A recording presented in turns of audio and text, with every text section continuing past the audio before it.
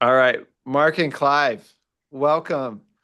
We're back. We're going to have another fun conversation, I think, around AI and hiring in the AI age. You both have been fantastic supporters of the class in the past, but I guess I'd kind of open up a little bit.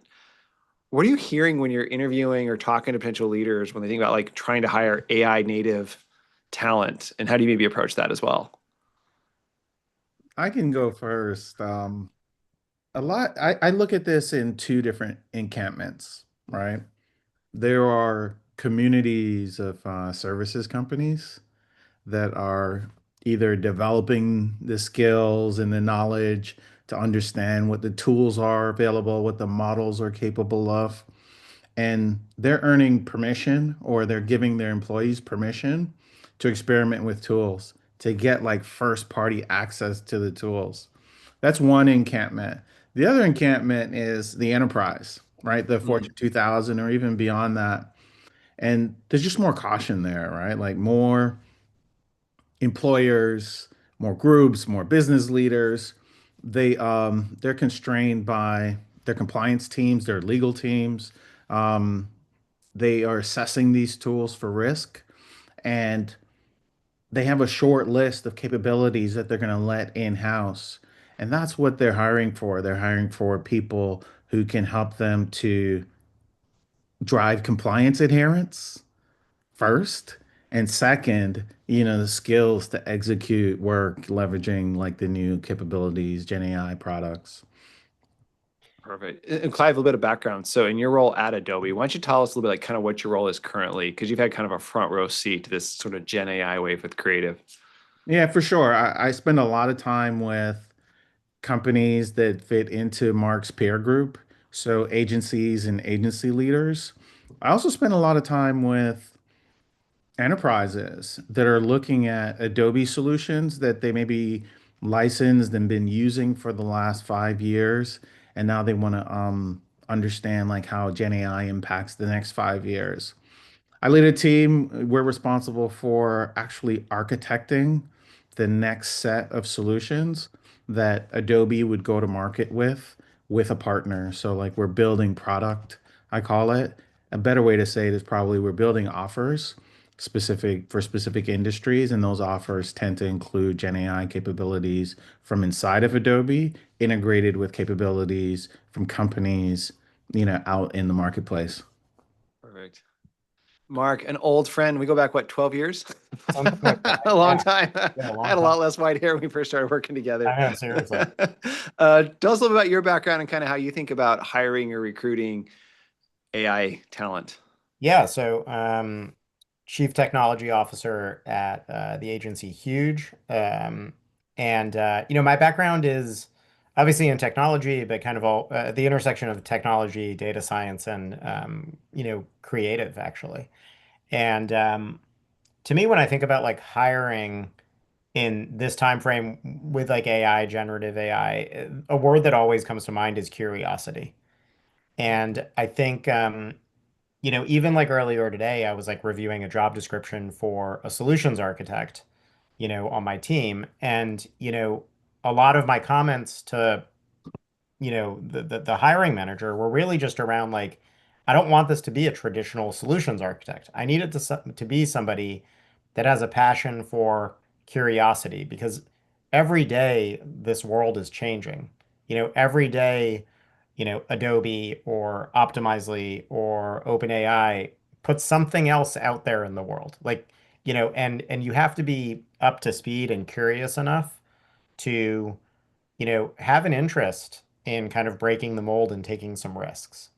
There's the craft skills as well that I need and I'm going to require, but if they don't have an appreciation for where the general market is going and why they need to be curious, that's not super interesting to me.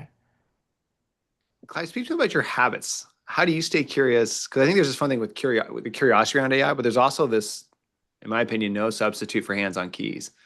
Play with the models, see what it can do, where it breaks, where's the frontier of that. But is there any habits you found to kind of stay up to speed in your work at Adobe? Absolutely. So I do deep dives into the different categories of AI. It's important to me to understand like what's being claimed by these models versus what they can actually deliver on, right? When you think about Gen AI from the context of, hey, I'm going to use this as a consumer to light up my social media feed. That's one path, and there are claims being made there, and you don't have to test those. You can play around with those. But for how we use these tools, how we recommend our clients use these tools, the output, the quality of the output and the fidelity compared to what, you could achieve without these tools or before these tools, that's important. It's important what the delta is. If it's a delta in speed or a delta in quality of output or a little bit of both. So I'm playing with these things all the time.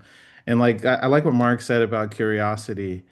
I get curious about certain areas, right? Like right now, I'm very curious about audio, right? Interesting. Yeah, and I have a pet company, I have a pet category in the audio space, right? Like these are companies that are building their own models, but they're also building like sophisticated use cases and workflows that are agentic.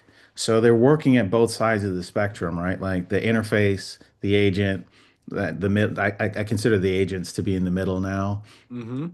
the model, right? And they're doing phenomenal things like voice replication, voice generation, music generation, sound effects, right? It's really an incredible space right now that I'm spending a lot of time in, but I've done the same in a bunch of other spaces with Gen AI. And just to pull on that for a second, are you creating music yourself? Are you looking at ways just to like take voice as an interface? Like, tell me what you mean by voice. Absolutely. So, like, I've created quite a few songs using the leading music generation services. I can mention them here. You can edit them out of the podcast if they're not appropriate. But if you haven't yet and you're into music, you should sit down for afternoon or morning and play with Suno AI. Suno AI. Okay. All right. Suno has shifted the paradigm around what's possible with music, which includes like lyric manipulation based on the model or music, genre, subgenre. It's incredible, right? Like this thing generates songs, and you don't need to have any history in making music. There's some copyright issues with Suno, right? This Sure. might not be the model that makes its way into professional music development, but it captures where this paradigm is going. Yeah, and I've made a few songs, for my kid to listen to along the way. Can I make up for my bad guitar skills? Not that good yet. I'd have to hear They're your pretty bad. guitar. I'd have to hear you play first, Oh, but I think I need I want to robots to say help. that AI can pass most I'm sure I guitar riff can. Yeah. thresholds. Yeah. Mark, what are your habits? How do you kind of stay current? I mean, as a global CTO, you've got a lot of travel, a lot of stuff on your plate, and yet you're also Yeah. trying to kind of like drive direction on some of these things. I think what's interesting about like the world that I operate in is like there is the work that we do that's product development, right? So doing UX, UI, engineering, front end, back end, using AI as part of that product, both in the way that we're developing it and designing it, but as a core principle of the actual product, right? So it's, not just like a chatbot, but like how is the interface evolving over time, like things like that. And then there's also the side that the marketing world, right? So it's like, we as Huge also do some marketing work. So it's like content creation, it's persona development, it's optimizing campaigns. And, I would say a third tier where my brain has to spend some time is actually how are we as a business using AI and generative AI to make our business more productive? So whether that's rolling out Code Assistant, to my engineering team, or whether that's rolling out Adobe Firefly to our creative team, so my brain has to operate in these three kind of compartments to a degree. Hmm. And I think the best way for me to stay fresh is actually just having people that I trust that are also staying fresh, and they get to spend, I get to spend time with them because, I can't read everything. I can't be hands on Yeah. keyboard on every possible new platform. Where I am spending some time kind of hands on keyboard that's exciting to me is actually at the intersection of video and 3D. To me, that's just like a really interesting space when it comes to generative AI, and it's been really hard to crack. Adobe with Substance has some really interesting beta products out there in the world that I've played with, that actually is creating 3D models, or taking 3D models and using generative AI to kind of create content with them. Same with like stability. That's one that's really interesting to me, and kind of the way that they kind of started in the film industry and the way that they're looking at 3D assets and video together. So that to me is exciting. Um, you know, Google with what they came out with like VO3, when you really Yeah. looked at some of the videos, they were all amazing, but actually for me what made them most amazing was the aspect of particles in the videos that seem and physics. And that to Yeah. me is where the 3D world comes in, is when you start to see speckles of water fall on the hood of a car in the right way. That's physics, right? And like to Yeah. me, that is the stuff that is just really exciting to me. And the implications on the content creation side of the world are massive. So pulling on it a little bit more, Clive, when you're working with creatives that, or maybe amazing animators or some of that kind of stuff, what is the adoption like? How are they feeling about some of these tools? Are you seeing they're leaning into them, or they're getting a little bit spooked? Because one thing we've seen, I think a little bit, we talk about this a lot in with clients and in the class, is some of this rejection because it's getting at the identity of what I am. I spent 5 years getting really good at these skills and these tools, and now I will passively kind of check out. Are you seeing that from in your line of work? Yeah, there are two fears or concerns that come up with the creative community. At first, I say like the leaders are excited about the potential, right, to build their businesses, to expand capacity. But for the creative that's doing the work inside of the tools, I think there are two prominent fears. One is the work that I do, my IP, my creative style, will be leveraged to train models, Mm, which is something that, at Adobe, we're explicit that our models are not training based on the work that you do in our Gen AI models. mm, Creative work is a conglomerate of applications and tools, and there's some concern there. The second concern is, will an agent come along that could fulfill like the work that I do inside of the enterprise, right? And yeah, I think some of this string, this rope affair is probably being pulled too hard for the next 5 years, for the next half a decade. When I talk to leaders, what they're all looking for is they're looking for people with new perspectives that know how to use these tools and can make the recommendation to the rest of the organization. The people inside of these agencies or the people inside of these companies that do marketing today, they've got lots of work already on their plate. They don't have time to explore the capabilities of all of these tools. They're looking for the new workers, the new entrants, the early in their career creators to come with these new, fresh ideas on how to use these tools and why they should be a valuable part of the process. Mark, Yeah, what do you see on that? I would say that like the we find that the maturity of organizations is vastly different, right? Yeah, Like you have yeah, some people that are in the exact position that Clive is talking about, and then you have others that have full AI strategies, roadmaps of how they're implementing it, what it's going to mean for hiring, et cetera, et cetera. And then you have the ones that are also just like they don't even know where to start and they haven't done anything. yeah, So I personally don't believe it's one size fits all kind of in the space. I think it's not different from like, early days of the internet where people were like, should we have commerce on the internet? We don't really know if this is a thing. Like, or should we spend media dollars on banner ads on Yahoo? Like, we're a little further along than today, but like you still have that chasm of the different companies who are still figuring it out. yeah, yeah. Um, for people out there looking for jobs, One thing I've noticed is in class, we have some students that have, had different breaks in their tenure. Right? They were out for a year or two, and then they're kind of coming back to finish. Or with some of our clients, like AI is just not something that's even on their radar or they're allowed to play with. And one thing that's really shocked me this fall is how far that chasm is growing and how fast it is. So something like how to prompt or work with these large language models, what you can do, play with different modalities and things like that. It is really, they're already, they're coming to me like I am a little bit behind on this stuff as well. If you're trying to kind of become like AI native, which has a lot of buzz around that, like what do you think those skills look like to kind of coming, if you're trying to reshift your career or come out of school? What does AI native, maybe that definition mean to each of you? I mean, Yeah, oh, go ahead, Clive. I'll go first. Yeah, I think the way to think about AI is think about the professional functions inside of an enterprise. The one that I think about the most is marketing.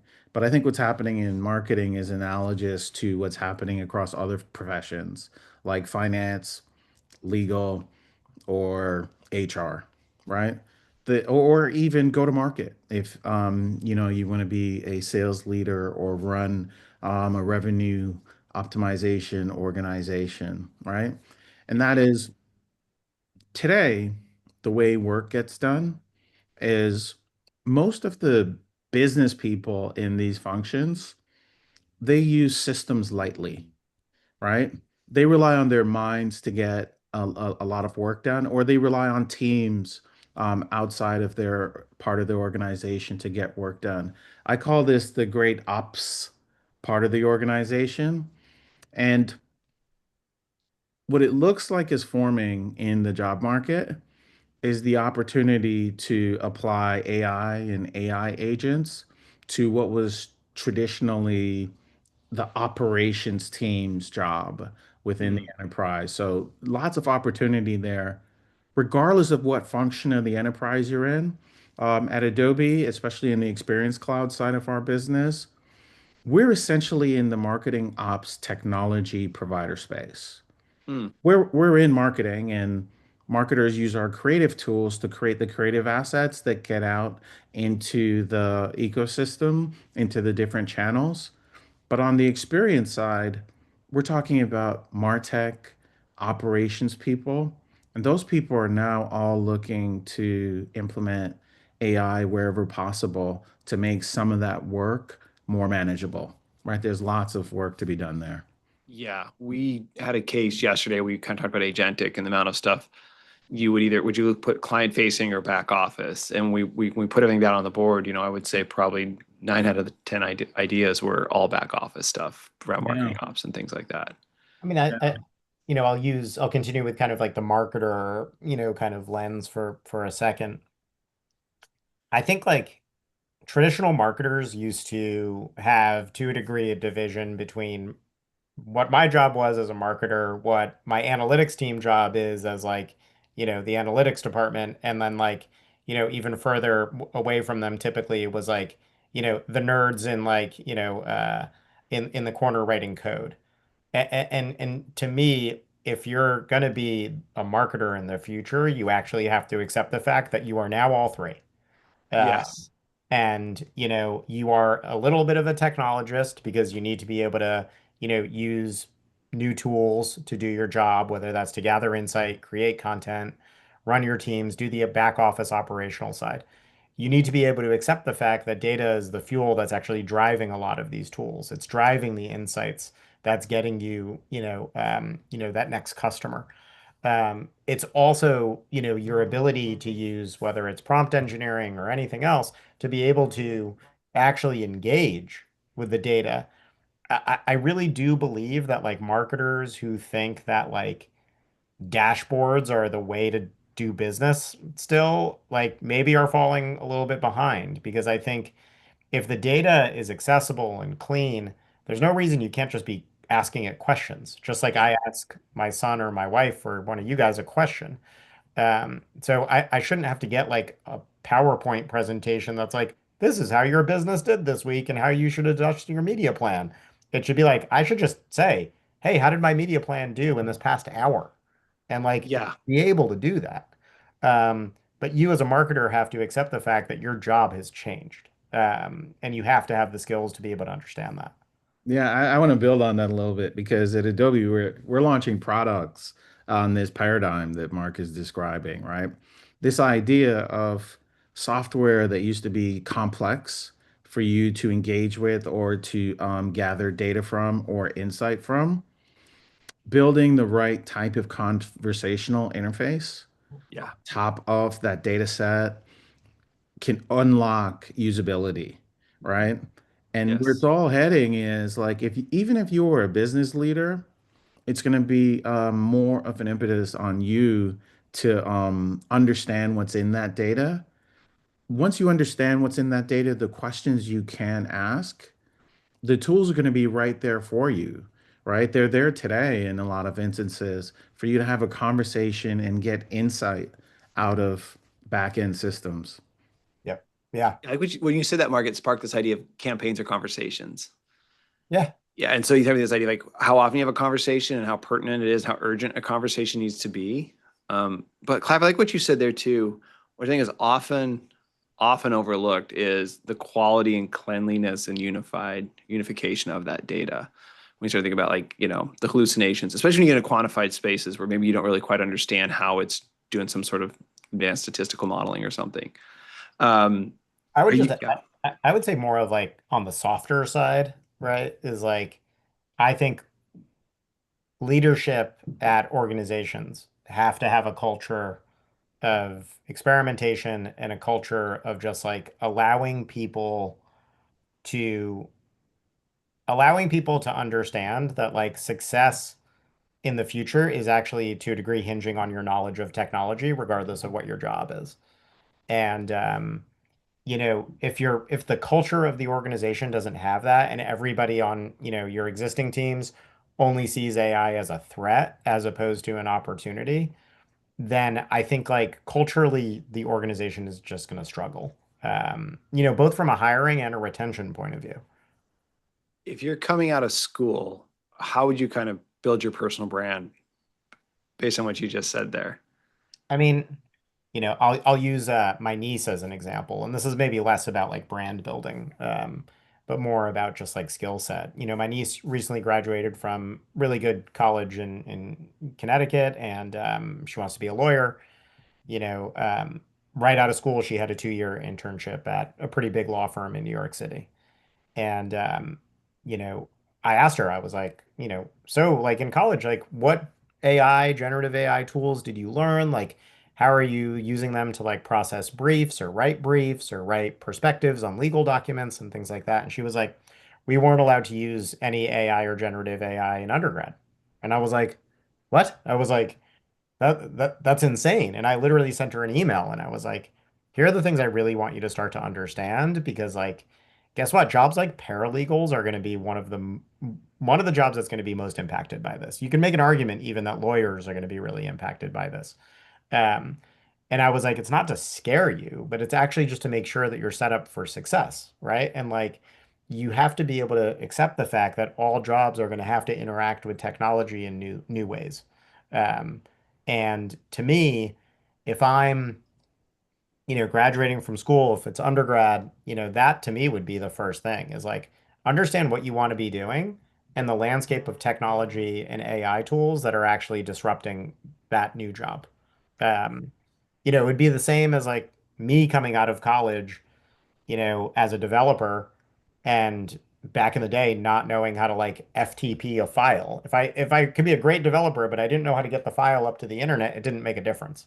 So Right. it's more about understanding the tool that the modern paralegal in her case are using, right? Yeah, I would say to jump back to your question before that, Jake, the question about data fidelity, Yeah. hallucination, and the fact that we've taken a step back from these deterministic systems where Mhm. you can like 100% trust or close to 100% trust that the data that you're being presented, is a preset, value inside of a database somewhere. These systems are generating those responses, right? They're generating the output that comes back to you. And I think about that problem as like one of the new job opportunities, Mm. this new economy, right? If you haven't, yet thought about this or researched this, research what's happening in the Gen A economy about around evaluations and Yeah. eval systems. There is now an entirely new job category that did not exist 2 years ago that is critical to enterprise adoption of Gen AI technology. And I'll just describe to you what it is before you go out there and start doing more research around it. Um, these are tools that involve, setting up new systems, but they require people to look at the samples of what Gen AI models are generating, how they're parsing through, you know, first-party data, vectorized data, and combining those pieces of data with the capabilities of the model to generate output. You look for errors or patterns in communication that you believe aren't sufficient or don't meet the requirements of the people who are developing these systems. And this is one of those things that, as usage of Gen AI technology grows, the requirement for high quality evaluation systems and people to do evals is just going to grow. It's a new job type designed to help meet this gap in the market around being able to 100% trust what the models are capable of. You think about machine learning and reinforcement learning, if you will, and like how you train these networks, neural networks. And at the end of the day, we're all this abstraction layer above that. But I think that human in the loop component where you can kind of go through and QA, which requires some domain expertise. I want to pull out a word that Clive used there for a second, which is trust. And Yeah. I'm actually going to quote Clive in a second as well for some work that we're doing together. Um, the idea of trust is the human developers, we have a tendency as I think as engineers to want everything to be bulletproof, right? It's because like that's how we're judged, right? When a product is being engineered and it's going into QA, it's like, how many bugs did it have? That's like literally like what you're taught is like, is this bug free? Is it ready to ship, et cetera, et cetera. And you as a developer, you trust your code and you trust your skills. Suddenly now when we're using all of these tools, we're like, should I trust this model to develop my code for me? Yes or no? And like we're starting to get to a place where we are trusting it, right? And to quote Clive on this project we're doing together, you know, one of my engineers literally said, like, I'm trying to make this thing bulletproof, but I'm not sure I trust everything that I am doing and the model is doing. And Clive's response was, let the model cook, right? And it's like we, I think, as engineers, have to get to a place where we are actually just letting the model cook. It's not to say that we're not checking our work and checking the model's work. It's actually just saying, like, let it do what it's really good at, and let's go into regression and engineering from a regression standpoint. And that takes time. And I think we Yeah. we all just have to agree that like the change in these things takes a little bit of time and we're getting there, we're doing it. But like, yeah, we have But to back to we both have your to really points, we have to appreciate it. you got to appreciate it. But back to both your points, you got to be curious and playing with it. I Exactly. think that idea of like, you don't know. I think about other ways you've had like mobile, social, some of these different waves. There's definitely a first mover advantage as an employee or as a leader by playing with these tools. And it is a tough job market out there. And for people kind of reinventing themselves or coming out of school, I think there's a massive opportunity to just get curious and start playing with these things and inventing a role for yourself. To your point, Clive, on some of this stuff here, you may have to sell it and manage up against it as a result, but a huge chance to kind of rethink what your skill sets look like as well. Yeah, I think this is an opportunity for the new entrant to the job market, right? Just to put it out there so that we vocalize it for the people that are going to be listening to this. The companies that you're going to go and apply to do work for, to start your career with, they don't have the answers to the AI questions, the complicated AI questions. And they're looking to the next generation of workers for the ideas. If you were to like to answer your question about how do you build your brand in this new economy, I Yes. think of it as I'm a business professional plus AI. I'm a finance professional plus AI. And you need to have confidence. You need to be at a place where you can confidently speak to the new your new potential employer in a confident way about your understanding of how that plus works for their business. I think it's a differentiator, right? It's one of those things that gets people to listen to you beyond like what the role that they may be asking you to do in the next 6 to 12 months. Another tidbit, um, no role um, is predictable beyond 12 months right now, right? So don't think about like the job or the employer you're going to do a job for as something that might last, 3 to 5 years. Think of it as a progression and speak to how you might help that company progress that role, develop that role. And I think AI is one of the big levers to how you speak to that. Yeah. As you said, it sparks this idea of careers as drafts in the sense of this is the first draft and it's only going to be good for 12 months. And there's an expiration date on that, perhaps, as well as you approach the role and things like that. I think that's all. I think that's always been the case. I mean, I look at my dad, who's 91, at this point, and it's like he was at the same company for like probably 60 years, right? And it's Wow. like, or 50 years, something crazy, right?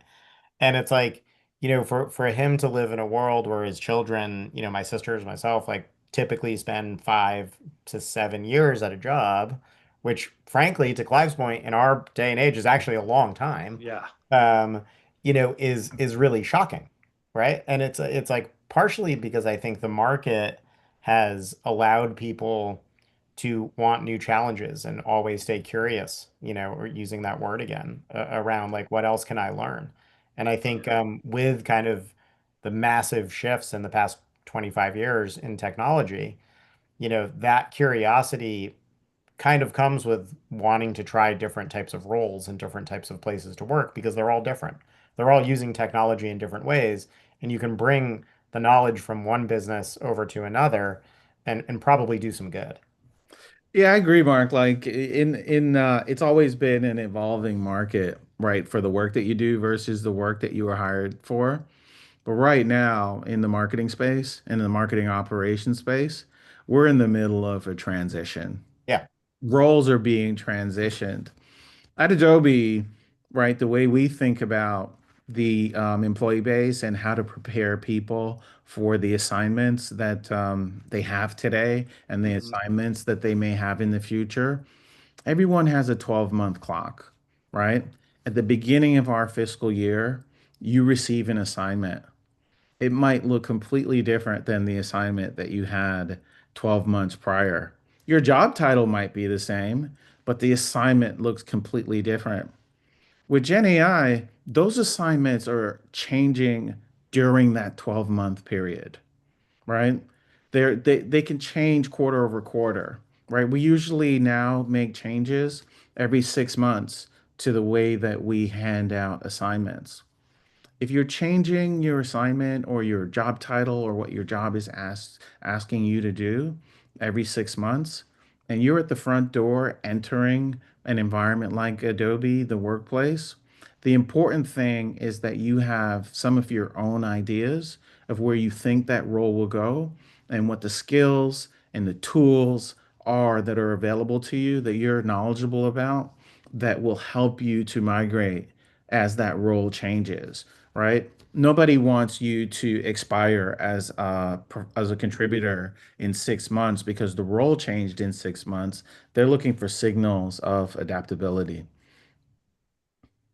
Yeah, I Love that. spend a lot of time around kind of mindsets and methods, and I think there's a lot of angling on the methods. And I spend a lot of time with students get obsessed on the hammer. Should I use this model for that model, whatever? No, no, no, no. You're building a house. Don't worry about the hammer. I think about building a house. It's not the tools per se. It's more the mindset and where do we put this part of the house together and things like that. Absolutely. Um, on that note, is there any particular mindsets you've noticed people that are adapting really well in either one of your organizations? Sure. Um, Mark, you go first and then I'll go.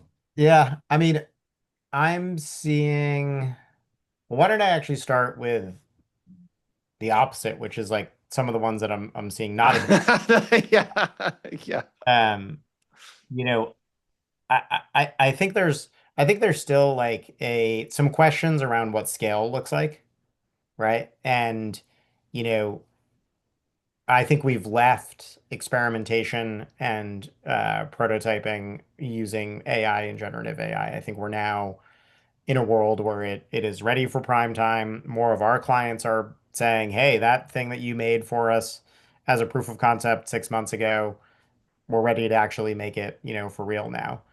And I think like the people on my team that are skeptical on whether or not that's actually feasible Hmm. to go from proof of concept into production level thing because so much of their career has been, defined and baked on, you know, more traditional engineering cycles. Right. Um, they all suddenly have a moment when they're like, oh, wait a minute, actually we can do this. Like this is doable. Yeah. But it takes them a couple cycles. Um, Yeah. as opposed to the ones, I think, like we were talking about a minute ago, as opposed to the ones that are actually rushing into the situation and saying, oh, hey, like, actually, this is what I need to be doing. This is scalable. This is bulletproof. Those are the ones that I feel like are getting ahead a little bit faster. Now, to me, I do sometimes struggle with I'm not sure which one's right. Uh, Yes. you know, the people that have spent, 20 years of their career being somewhat skeptical about technology, even though they work in technology and are an engineer, are actually the ones that have an amazing track record of bulletproof, successful product being shipped. And I have to respect that, right? You have to respect the past, you have to learn from the past, but you can't just live on the past. So it is a little bit of that balance of like, that bulletproof nature and methodology. Hmm. And yes, the generative AI code, imagery, et cetera, it gets better by the day and is going to get to the same place. But the skeptic who's, uncertain of whether or not we're there today, they're, I feel like they might need to change their tune pretty quickly. Yeah, but I agree with you, Mark. Like AI optimism can only take you so far, Yeah. Right. right? These businesses have jobs to do, right? Like inside of these teams, leading these teams, there's a job that each team is responsible for that enterprise to perform in the marketplace. Um, as far as like the people that I'm seeing growing and the groups that I'm seeing growing, I'll share three words because I think these three words in combination are helping me to helping people to grow, right? One is business process. Do you understand how to read, review, design a business process? The second is workflow, which Yeah. is related to the business process. Like once you understand the business process, somebody designed a workflow. And this is as old as time. And then the third word is automation, right? Yeah. And Yeah. if you're looking to build a career inside of medium-sized to large-size enterprise, understanding these three paradigms is what is going to help you to grow, right? Because every business process is currently under review. There are jobs, and we want to talk about some of the new jobs. There are jobs today where people are getting paid just to do process mining, just to document how a job gets done end to end inside of a company. Once you've mined that process, then you're engaging with technologists to figure out, okay, how do I design a workflow? How do I improve this workflow? How do I make this workflow optimized, leveraging technology? Gen AI comes in the automation piece, right? To me, like one of the funniest words of 2025 is like the agent, AI agent. And it's like, when does the agent start? And when are we just talking about workflow automation?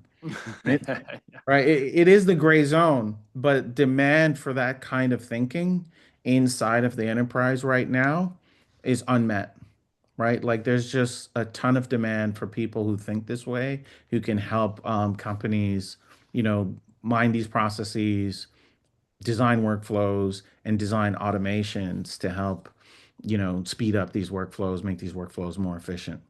Yeah, I think this idea of systems thinking and knowing where you apply the AI and where you don't, and I think just good old fashioned documentation. We spent a lot of time at Tadpole thinking about how good is the data, how often does that data change, how dirty does it get based on time, and then the third thing is what is the IP we can encode from the human into a prompt, i.e., an agent, and how tight across those variables do we need to keep it? And an early prototype stuff, it can do okay for, say, example, like generating like SEO content, pull keywords and rankings, and then chunk through, and then help us think through like optimizing a landing page or something like that.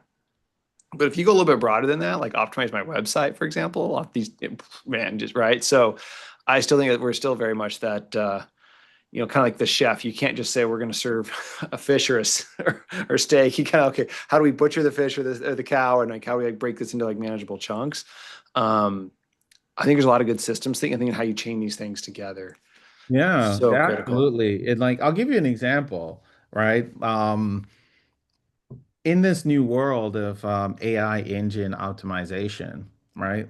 You're starting to see these tools come to market that help you to optimize how your website behaves to drive performance into how you show up inside of like a chat GPT or a Gemini or one of the chat, conversational Gen AI platforms, right? And this is agentic, right? The work that you're doing inside of your web experience is agentic, and the data that you're collecting is also coming from an agent. Those are agents that are coming from these chat experiences that are browsing your website to understand how and when you should be positioned in a conversation. But to implement that flow, you need a process, Yeah. right? The technology is not going to do it for you. You need people who understand the chain of work, the chain of thought that goes into deploying these agents, right? So this is why I find the term, Well, quite funny. I, I, I I had this conversation literally this morning, like with a client around, them wanting to show up in geo, in a more meaningful way. And right now they're not, right? Like they're not even meaningful. They're just not showing up. Yeah. And, Yeah. the question, as opposed to it starting with technology, actually, myself and one of our strategists, we led the conversation more towards like, well, what's your aspiration from a content strategy perspective? And they didn't really have one, right? They were not even hosting all of their content in their own ecosystem. Some of it was living on, press release websites that they had no control over anything. And it was like, well, you need to have a content strategy before we can actually figure out how geo is going to help you. Yeah. Um, Right. so Right. like that to me is also a little bit of that process side is Yeah. like, well, what are the humans currently doing to have a content strategy? And then let's worry about where the technology and the new platforms you need to show up on, are actually helping you. But you got to start from somewhere, and it has to be kind of like the strategy side of the world, and also, frankly, just like, that vision of what you want to solve for. I heard some great themes today. One is curiosity, just as a mindset. Also, kind of systems thinking, design. Not let the tech get ahead of what this should be solving for. If you had to give kind of a parting word of advice for an MBA student, what would you say as they kind of graduate? Clive, you mentioned this idea of like, which is very interesting, of like a 12 month or even 6 month assignment. But as old men in the digital age in internet years, we're ancient collectively. Thank you for clarifying that. I know, or at least I am. Maybe you both are aging better than I am. But what would you think about, given seeing some of these ways, which I would argue is this much bigger than we've ever seen in terms of the shift and what it's, compared to like social and some of that. But the impacts. But is there kind of a parting word of advice you give? I would say that the the pace of change right now, with technology being applied in the enterprise. It's unprecedented. And no one's on top of this stuff. Yes, I love that. Right. Yeah. Yeah. So to the extent that you can take an area of this innovation wave and become somewhat of a first party expert on that innovation, you're going to be at an advantage, right? It's a level playing field for all of us. These tools are all 2 to 3 years old, and their overall exposure inside of large enterprises like Adobe and others is limited. So to the extent that you can look at this ecosystem and say, hey, this is where I can position myself as a leader and to attach that to your professional aspirations, I think you'll be doing well. Love I, that. I think I think going back to like the hammer and building a house analogy for a second, I think, to Clive's point, like we're building the foundation right now of like essentially the future of business and the future of work. And, you as somebody who's coming out of an MBA program and, you're going back into the job market, maybe for the first time or re-entering it, like I think accepting the fact that the job that might have existed when you entered Harvard and that same job today are have completely shifted because you have to accept shifting skill sets, throughout that foundation, right? Like that foundation is actually no longer just going to be the same foundation. It's gonna have to morph a little bit. Um, I think having an appreciation for data and technology is going to be more important now than ever. Like you're not just going to be, you're not going to get a job as a CMO who is ignorant or complacent to data or technology. Like it's just that job I think is actually gone, like completely gone. Yeah. The traditional CMO, who only cares about brand and culture and a flashy The, TV the spot. Super Bowl ad. Yeah. Oh, Yeah. That job 12 is months developing the Super Bowl ad. yeah, that is gone, right? Like Yeah. completely gone. I think the one thing that I would also add that we didn't talk about in this conversation, and I always like to just bring it up because I do think it's important, is ethics Yeah. and compliance and biases within the space. Those are all real topics. And Yeah. I think if we ignore them as an industry, that foundation of the house is going to be built on mud, and is going to Mhm. sink. Because like, if the models are only as good as the data and the humans that work with them and train them. And if we're not thinking about privacy and compliance and biases, we're going to get into really ugly territory, I think. Yeah, I think that's a really key cautionary thing of the obviously they have the two P's. It's political and it's polluted. Yep. And it's got a bias in it for some reason. Sometimes that data, and then the pollution that's just there, whether it's induced on purpose or not, are two different things. But well, I want to thank you both for your time this afternoon. Always fun to chat. I always love hearing kind of your worlds and things you're seeing.